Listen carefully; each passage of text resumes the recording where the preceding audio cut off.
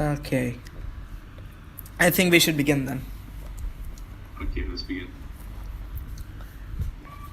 أعوذ بالله من الشيطان الرجيم بسم الله الرحمن الرحيم الصلاة والسلام على أشرف الأنبياء والمرسلين نبينا محمد وعلى آله وصحبه أجمعين. Assalamu alaikum wa rahmatullahi wa barakatuh, my dear brothers and sisters. Welcome to our first live stream on this channel with me and Mehmed, Ali. You all know me, I'm Abdulla. Of course, I don't need to introduce myself. And yeah, Mehmed. Yeah, and I'm Mehmed. Yeah, I don't need to introduce myself either. Yeah. Now, congratulate. We are doing the first live stream. Yeah. We figured out technology. Yes, inshallah, we will be doing this more regularly now because now we know how to do this. Yeah. Alright. So yeah, Mehmed, can you tell us what the topic is? Today's topic is the Sharia law and the modern society. And Yeah, why Islamic modern society. Yeah, yes, Mhm. and Islamic society. A comparison, we can say, between the modern one and the Islamic one. An explanation actually, like for the the accusations that are leveled against Muslims. It's a common Yeah. accusation used by the modernists and the liberals that Islam is a primitive ideology which doesn't suit our time. So inshallah, we will be answering that. They always say if Sharia comes, there will be no bodies left with their heads. Yes, yes. Basically. So yeah, let's begin then. First of all, let's begin with the definition of the word modern. So when a modernist or a liberal comes and tells you that their ideology is modern and Islam isn't modern, what they're doing is they're projecting a specific definition onto the word modern, which isn't present in the word itself. So what happens here? When they're projecting it onto that word and making it as if their ideology is the best way to define that word, they are committing a fallacy. They're committing something called a logical fallacy. So the word modern can apply to anything. And what have these people done? They have made it apply to their own specific ideology. So they're doing a conflation. When they say that you're not modern, they're conflating that you're not modern by following their ideology, and that you're not modern by not being in the present world in a sense. So it becomes an accusation many Muslims struggle to deal with because they have also been led to believe that this ideology is modern. But no, the modernists and the liberalists and all of these Western ideologies, all of these people, their ideologies are not specific to the word modern. They're all ideologies, just like Islam. The difference is these ideologies are man-made, whereas Islam is from Allah. And that is the real argument you need to be having with a modernist. When a modernist comes to you and he tells you Islam is primitive, Islam is this, that, this, so he is completely ignoring the moral justification Islam has to everything in it. For example, let's take the Sharia. The Sharia, as we all have probably heard, is called barbaric. It's called primitive. Why? For the certain methods it uses to establish law and justice. Yes, it's certain punishments it has. Yeah. So what do these people do while criticizing these punishments? They stick to their own interpretation, their own ideology, and they use the lens of those ideologies to criticize the Sharia. And they use it as a way to enforce their ideology as superior to the Sharia. Obviously, if you're using something to criticize something else, that something should be greater than what that something else is. Don't you agree? Yes, I completely agree. Yeah. So when someone uses liberalism to attack Islamic morals and Islamic jurisprudence, what should you do? You should cut to the chase. Don't wobble around. Don't beat around the bush, because if you are trying to, this is a fallacy many Muslims make. It's a big problem we have today. Many Muslims, instead of getting to the real argument, they go straight to justifying the Sharia. They justify the Sharia in the terms of the liberal mindset or the modernist mindset. Now I am telling you, you cannot do that. It's simple. You cannot justify the Sharia through a liberal or a modernist mindset. Why? Because they're completely different things. Yeah? Yeah. So it doesn't make sense if you want to justify something greater with something inferior. You're just turning something that is perfect into something that's imperfect. So let's explain to you why. So when you discuss with a modernist or a liberalist, what do you need to do? You need to cut to the chase. You need to ask them, what is your justification to say that liberalism is superior to Islam, or that modernism is superior to Islam? Now, whatever justification they give, I am pretty sure they won't give you the justification God has sent down modernism or liberalism. Now, we all know for a fact that modernism and liberalism, they're all flawed systems. They're imperfect. Why? Because anything that is perfect does not change. And modernism, liberalism, feminism, all of these ideologies have changed. They have changed since the time they were conceived until today. A modernist from 200 years ago, or let's say 100 years ago, would be completely different from the modernist we have today. That is the definition of modernism, apparently, according to them, to be more modern. So obviously, people would change as time passes by. The same thing with liberalism. A liberalist 100 years ago would be completely different to a liberalist today. And the same with feminism too. So what does this imply? Something that changes. If something changes, it implies that it's imperfect. Because something that's perfect doesn't need to change because it has already achieved its highest form. You know? So it's illogical for it to change without being imperfect. So these ideologies are imperfect by virtue of those changes. Whereas Islam isn't subjected to change. Islam has been and will always be the same throughout the history of mankind. It has been the same since the Messenger ﷺ until now. And that's what liberals and modernists like to use when insulting Islam. They say, you are using laws that are 1400 years old. And I don't see that as being contrary to modern. See, this is where they conflate. They conflate the two definitions of modern. They conflate modern being today and and modern being their own laws. So when they attack Islam saying that you're using 1400-year-old laws, they are attacking the age, how old it is. Can you hear me? Yeah. Yeah, just making sure the live stream is working good. Is it? Yeah. Alright, good. So let's continue. So they conflate these two terms and they attack Islam. So you need to ask the question. Modernism has changed, which points to its imperfect, its fallibility. It's not perfect. Whereas Islam has been the same for 1400 years. Islamic law, Sharia, has been the same for 1400 years. Now, doesn't that light something up in you? Why doesn't it need to change? Why hasn't it changed? Maybe because it fulfilled the purpose it was created for perfectly. So it doesn't need to be changed. Whereas modernism didn't fulfill it that well, so it changed. Yes. We can go into detail about this, inshallah, later on. So, then you get to the real point. What makes liberalism or modernism greater than Islam? Is it its origins? Its origins are men. Is it its modernity? Well, then you're conflating two terms here. Because if you're saying that laws that were made later are greater, you need to prove that. That's an active claim. Yes, also, which laws that are modernist laws?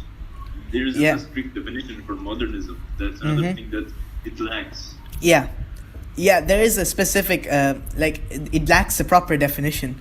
Modernists are basically just liberals by another name, I think. Correct me if I'm wrong.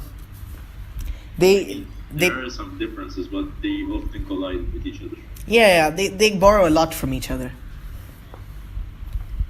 So these modernists and these liberals, you need to ask them the real question. What makes your ideology greater than mine?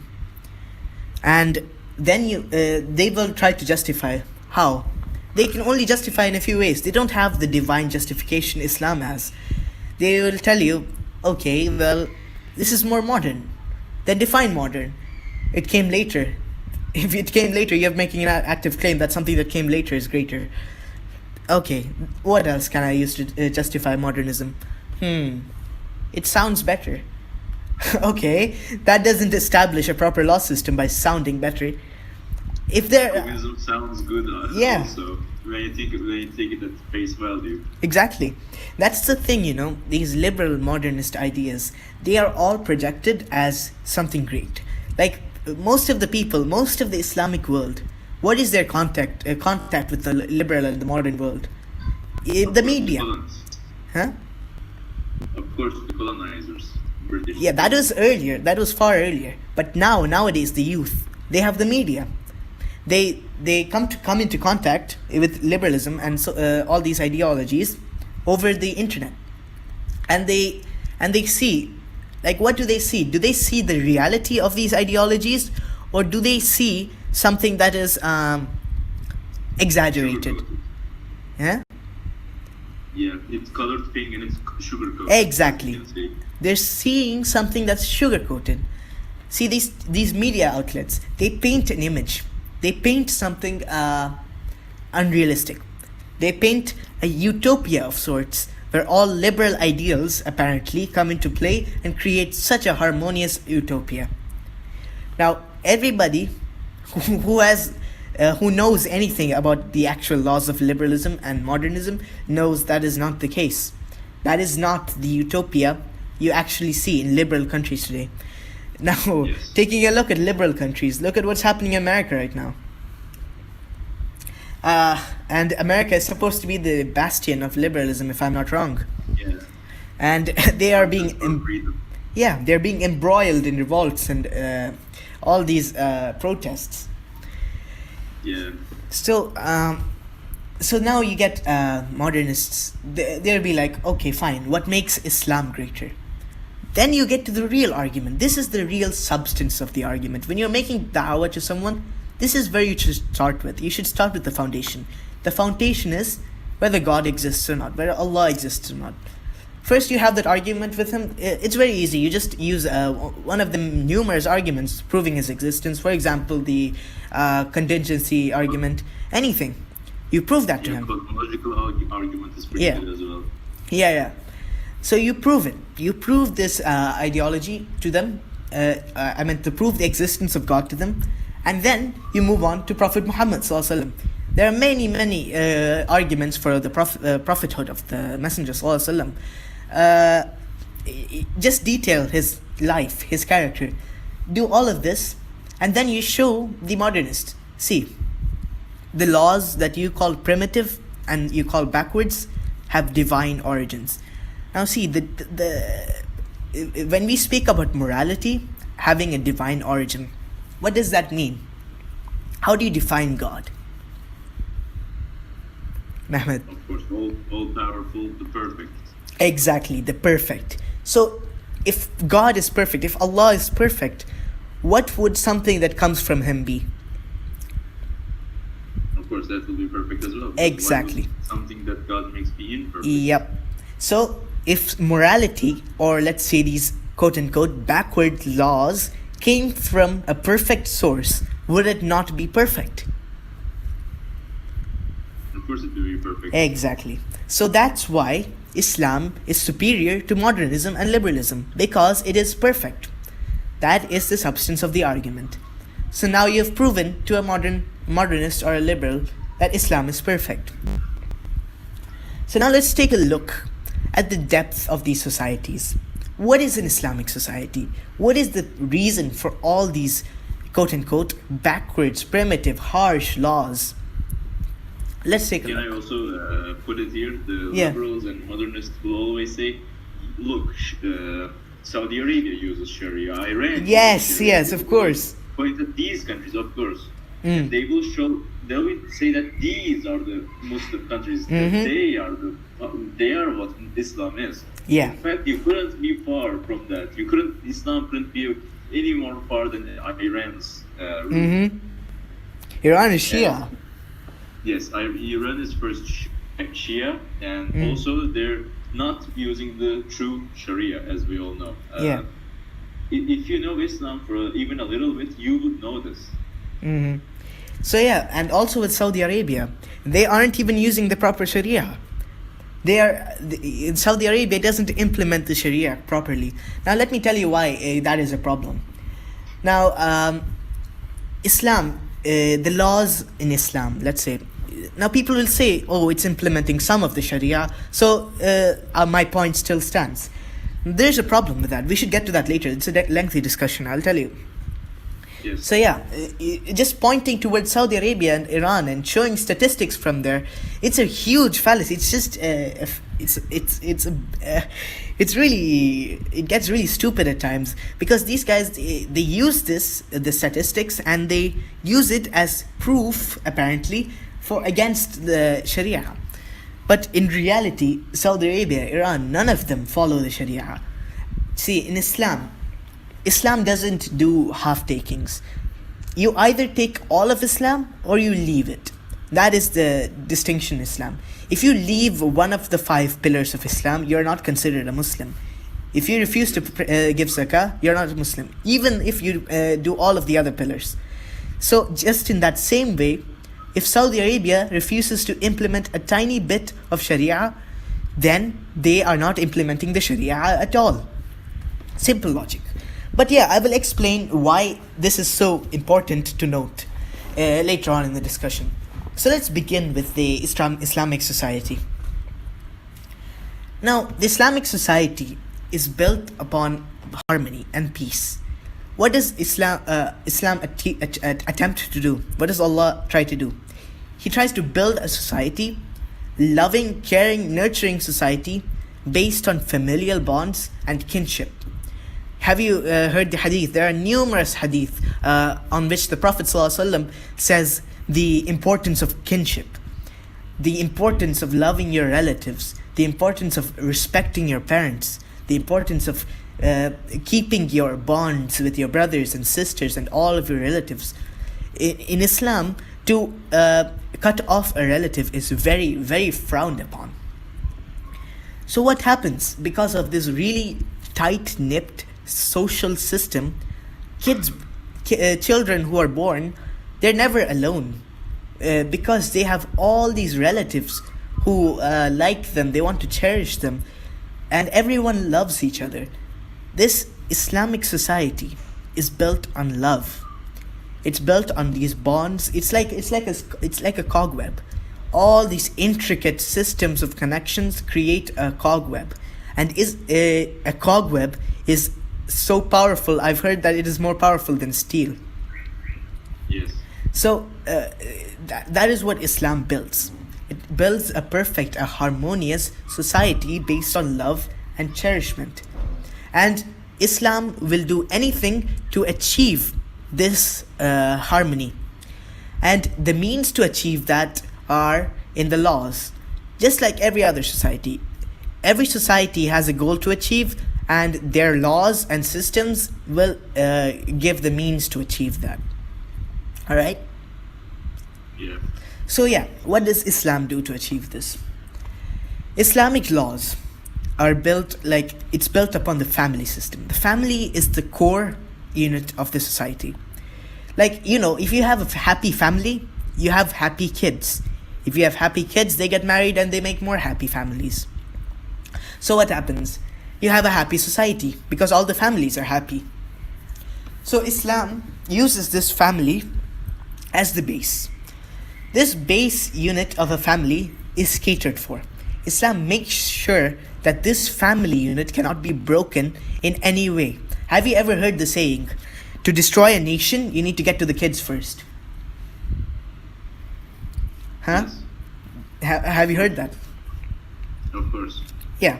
So what happens if there's a strong family influence on the kids? The kids are raised properly. They won't go into criminality and all of that. So the family system is catered for in the Islamic system. Everything is it's built around preserving this family. Everything from kinship laws, adultery laws even, it is to preserve the family. Let me explain how. Now, what makes a happy family, a happy couple? Now we have a husband and a wife. They get married, and there are many things that contribute to the happiness of a couple and the unhappiness. For example, if the husband or the wife was with somebody else before the marriage, then there would be some problems in the marriage. Won't you agree? Yeah, of course. Yeah, because people have this need of being exclusive with their spouses. So what does Islam do to prevent this simple problem? Just this tiny problem. People can actually live through this. But what does Islam do? It even prevents that. How does it prevent that? By so many strict laws on the conditions between which members of the opposite gender can interact with each other. Islam stops this tiny problem from even sprouting in a marriage. Moving forward, now the husband and wife, they get married. They haven't been with anybody. They're the first, they're first to each other. So their love is stronger because they have only loved each other in their whole lives. So we have a happy couple, and also other things are prevented. This strict gender laws also prevent cheating. It prevents the husband or the wife to meet somebody else and be like, oh wow, this guy's better. So that doesn't happen at all. It prevents the punishment of cheating while being married is death in Sharia, right? Yeah. While being married is execution. But see, the thing is, the Sharia, the laws in the Sharia, the execution, the punishments, they're all serving a psychological factor. They aren't meant to kill everybody. They're serving a psychological factor. Now see what the system Islam is building. It's already blocking the way cheating can happen. It's blocking it. And what is it doing? It is also prescribing a heavy punishment on it. But see, the punishment actually has a really, really heavy standard of evidence. You can't just go to court, say, this man cheated on me, kill him now, please. No, that won't work. You need 4 witnesses? I'm not sure. You need 4 active adult witnesses to have witnessed the scene. Imagine that. Yes. How can you have 4 people witnessing it? That's impossible standards of evidence. So what happens? You don't get people who abuse this law. You can't abuse the law because of this standard of evidence. So what is the law doing? It's playing a psychological role. So already Islam is blocking the way to cheating. It's blocking it completely. You can't cheat because you don't know. You don't have anybody to cheat with. The women are wearing clothes. They're completely clothed, and you can't distinguish them. Yeah, you can't distinguish them. You can't even see their beauty. If you can't see anything, how can you fall in love? So that doesn't happen. So this husband or the wife, they don't have anything to do. They can't cheat. The wife, they can't get into a room with another man. It's very limited, the situations in which both sexes can talk to each other. So Islam blocks it, and above that block, you know what Islam does? It places a heavily psychologically disturbing punishment. Now, would anybody go through all of these blockades Islam has placed to cheat and then to die for it? That already puts out a lot of people. Many people would go. They can't do this. No, I give up. Even if they wanted to, they would just give up.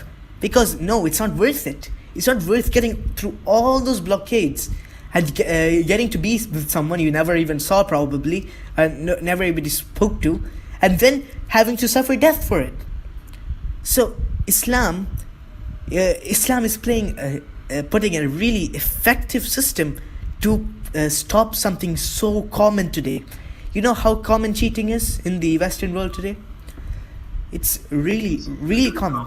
Yeah. You know, how many single mothers are there in the Western world? Kids grow up like this. A lot. Yeah. Especially in the black communities. Yeah. Kids grow up like this. So Islam blocks that. Islam builds a family. Islam builds a society. And look at how it does it. It's so brilliant. It blocks everything and it places a psychologically impossible punishment in the top. It's like the icing on the cake. You can't get through. It makes cheating not even worthwhile. It makes it a really, really disastrous thing to go for. So what happens? A husband and a wife cannot cheat. So they have each other. They love each other more. That's what happens. If they love each other more, the family becomes happier. If the family is happier, the kids are happy.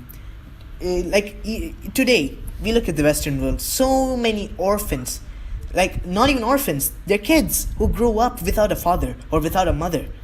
Like, do you know the importance of a father figure and a mother figure in a child's life? It's really, really important. Exactly. If you know even a little bit of anything. Yeah. You need to nurture the child. You need to grow him up. Like, see how many serial killers and all these disastrous criminals in the Western world. Just clarify it.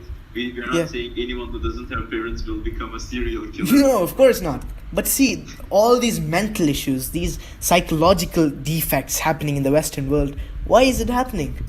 Because their upbringing. You know, a child's psychology, a child's mind, if something happens to the mind like trauma or psychological defects, they grow up that way and they become that way. Yeah. In the absence of father's figures or mother figures, child usually has self-hatred problems or self-image problems because they think that they weren't good enough for their parents. Yeah, they have self-hatred problems, all of these problems which leads to heavy psychological defects, and that creates so much chaos. Like, bro, if you look at Islamic history, in all my time that I've read Islamic history, I've never come across the mention of a person who brutally murdered a bunch of people like a serial killer. Now, yeah, either so it's either also. Don't you find that interesting? The system. Of course, but things are happening in the past. These weren't really common in the past either, in European history as well, like medieval Europe. That's true, because medieval Europe wasn't liberalistic or modernistic. They were following Christianity. They had an established set of laws too, which modernists and liberalists ironically opposed those two. Yes. So these, it's something that has been never documented in human history in such a big scale. And if you look at the Islamic system, what does it attempt to do? It attempts to nurture a child. The child, the family, it's so precious, and Islam goes so efficiently to preserve it. And now the parents are happy. There's a really strong relationship between the parents. So there are no single mothers or single fathers. Even if there were single mothers or single fathers, they would get married after the iddah, for a woman. Or the man gets married immediately after. So there's always a father figure or a mother figure in the Islamic family. So that prevents the child from being nurtured bad and being brought up with bad nurturement. And that prevents so many horrible things. Like, look at school shooters today and everything like that. This psychological integrity, it nurtures a child in a way no other system does today. So this child grows up, this child has a happy and really nice childhood because their parents are with them, supportive, their parents support them all the way, and they don't pick up any bad things because their parents can discipline them. Ironically, in liberal societies, if your parents beat you, they will jail the parents, I think. There's something like that, child abuse, you know? We're still not saying you should beat your kids. Of course not. There are better solutions to problems than that. Yeah, but like light beating isn't bad anyways. It serves a disciplinary measure. A little spanking isn't bad. Yeah, and a child needs a little spanking, time to time. Like if you're not saying just pick up a baton and bash your kid's head out. No, that's haram actually. So this system Islam builds to nurture a child, and then it goes on and on. The child grows up. He's happy. The child is happy. He has supporters behind him. He has his entire relatives, his family. So he can't be depressed either because he's never lonely. The biggest problem in depression is loneliness, isn't it? If there's nobody with you to take on your problems with you, that's a huge factor in depression. So the child never becomes depressed or anything. They're happy. They have a strong foundation. They have moral values. They have a life ahead of them. Their family is supporting them from behind them. And now they get married themselves. And they're happy. And this cycle goes over and over again. And this happens to basically every single family in the Islamic society, except a few exceptions. Obviously, there are some exceptions in every society.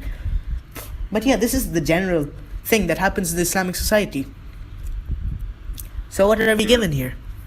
We're given a happy society because the family is nurtured. Let's take a look at the other Sharia laws. For example, the punishment for theft.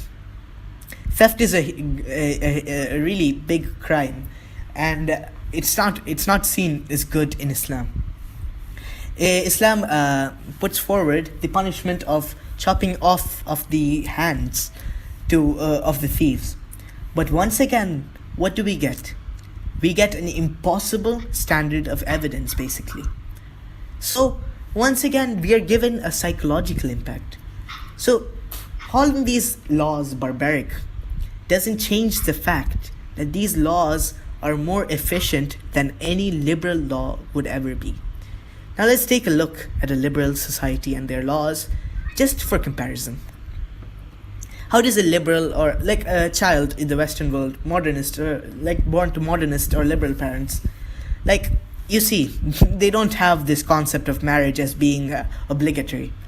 These people, the child is mostly born out of wedlock, right?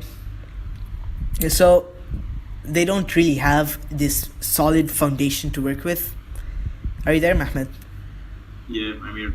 Yeah, so these children, they don't have the solid foundation of a family to work with. They grow up to either single mothers or single fathers. Their family, if lucky, their family would be together.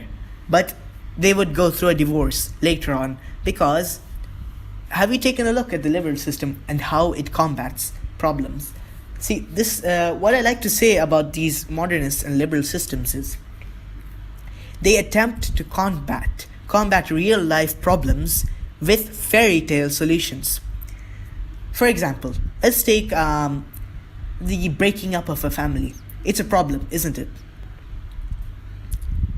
Yeah, Ahmed? Yeah, yes. It's a problem. So when people take a look, like the Western society also knows this is a problem. They admit it. They know it's a problem. Medical experts have said this a lot of times. They say this is a huge problem. Children are being adversely psychologically impacted. But do you see any law reforms being made to save the children from this huge crisis? See what the... No, of course not. No. What the liberal system aims to do. It aims to give... It says if you give a person enough freedom, an individual, enough freedom, the society would prosper. That's it. That's all they're saying. So what do? They cater their laws to give the individual more freedom. Now, as I like to say, more freedom is equal to more chaos. I will clarify that now. So, this liberal system, it gives the parents, the husband and the wife, that is, if they got married. Most of them are out of wedlock anyways. So, if the husband and the wife are given freedom, they're all given freedom. Given freedom to what? Freedom to choose who they live with. To choose, no, I mean Islamic society has that freedom too. I mean like the freedom to choose their partners, like change. They can change their partners anytime. The law won't say anything about it. They're free to do so. As they like to say, we are free people. They are free to break up and shatter a family within seconds. So the wife walks away, the husband is left with a few kids. The family is broken. Liberalism allows this. This is allowed in liberalism. So that's an undeniable fact. Some people will say, no, you're just projecting this. This is not how liberalism encourages it. Liberalism discourages this.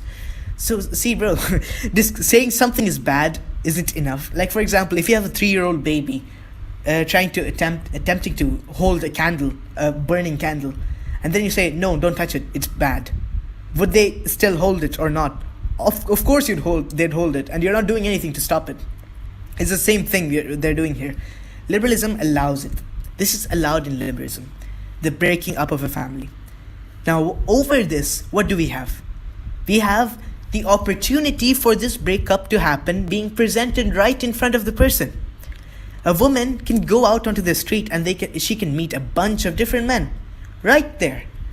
The man can go out, he can go to a bar, a pub, he can get drunk, he can meet up, he can literally sleep with another woman before coming back home. This is what liberalism does. It doesn't prevent it. That's number one. Neither does it punish it. It's not punished, neither is it prevented. So what happens? This adversely society, this problem doesn't go answered. This is what I say when I'm telling you liberals are painting a false utopia. This is not what their law does. In reality, their laws fail miserably in establishing a proper society. Look at the depression rates in a liberal country today. Look at the suicide rates. Now, normally somebody would pull up Saudi Arabia or Iran, and they'll be like, oh look, Muslims have the same thing. Well, guess what? Muslims also are influenced by liberalism. Why? Because of your media, as well as the imposition of liberalism on Muslim countries today. For example, why is Iran being sanctioned today? Oh no, I think that's political reasons. Brunei. Brunei wanted to implement homosexuality laws, for example, and they were blocked. They were threatened to get sanctioned to hell. Why? There's also the element of hypocrisy here, where liberalism claims to be giving freedom to do anything to anybody, and they don't want to give the freedom to implement their own laws to a country. So yeah, you can see the difference here. So the child, getting back to the analogy, the child grows up severely mentally impacted because the father figure or the mother figure wasn't present in his life. So what does this child do if he doesn't get a mother figure or a father figure? They look to other people for those figures because the child needs these. So now we have a big problem in our hands. Why? Because we don't know who they're looking up to. They could be looking up to a murderer as far as we know. And nobody could do anything about it. So, if the child was looking up to a murderer, that's basically it. He grows up to become like what he aspired to be, like what he looked up to. Now, if the child he doesn't look up to a murderer or anything, let's say he just looked up to somebody normal, maybe a rock star. Have you seen this cliche of normal Western kid's room? It's filled with posters, right? Yeah. It's filled with posters of singers and dancers and all of these people, and they basically spend their entire lives in there. They don't have anything to do with their parents. This is something I've noticed. I know people from there. I've met liberal people and modern people. They legit have nothing to do with their parents. They don't care about their parents. They are sitting in their rooms and they're living their own lives. Have you thought about that? So these people, they are being neglected. They are left to grow on their own. The child is left to grow on his own based on figures that he may have found. Bro, 1 second.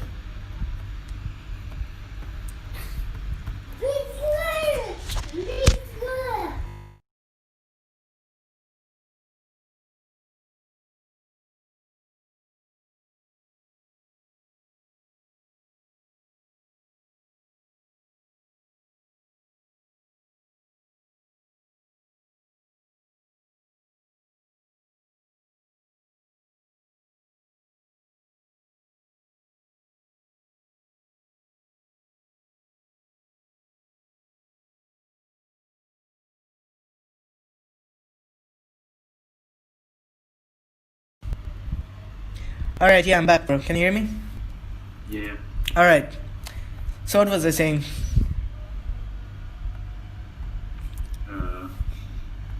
Bruh. Bro, we have to. Okay, so yeah, we were speaking about the liberal kid, yeah. So the child, he looks up to somebody, he grows up by himself. So what happens? He grows up to be somebody, he could become anybody. It could be anything from a mentally impaired person because of the lack of nurture to a normal person, let's say, a normal liberal person. And the cycle repeats. The child, he grows up, he becomes mature.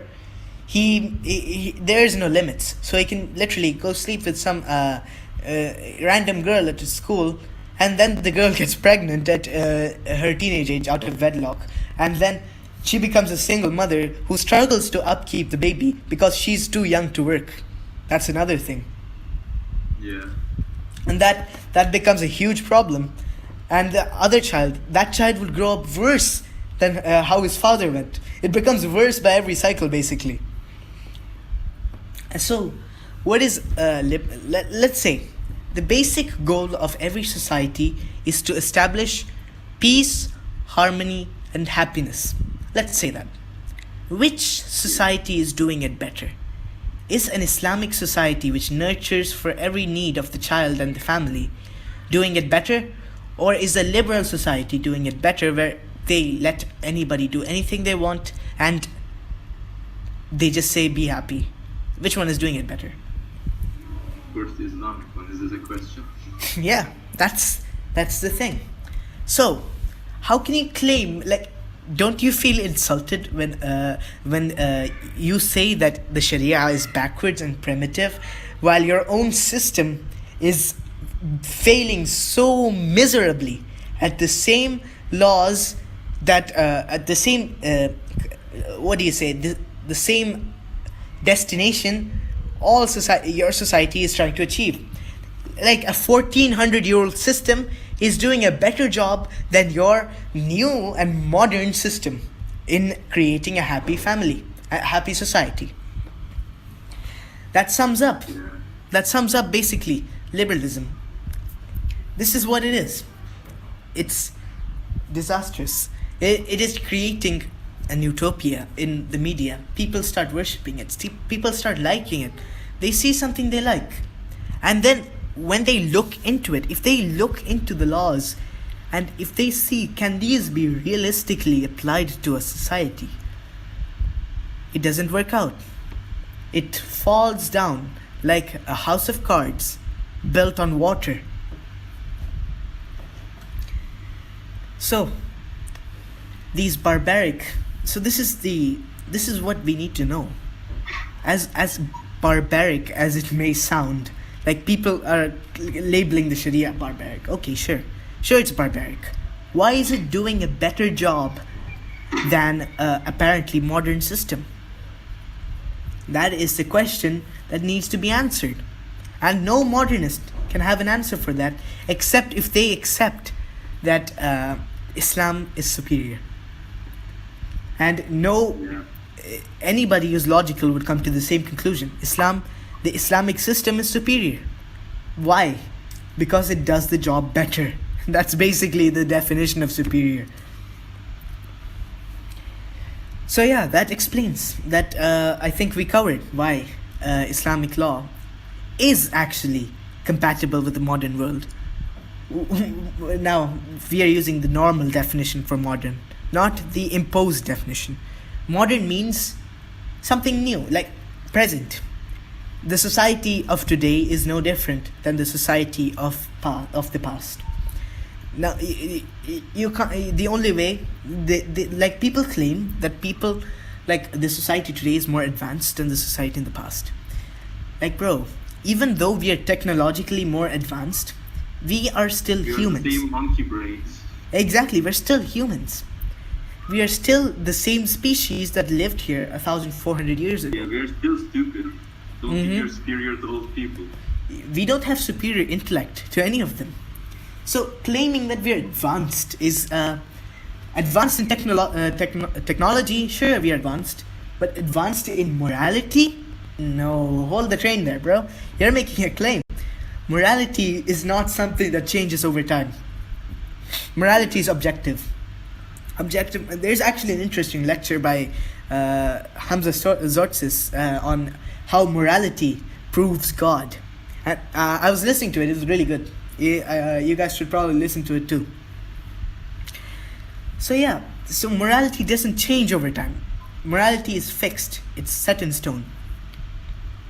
So morality from 1400 years ago, if it is from an objective source, it is the same as morality today.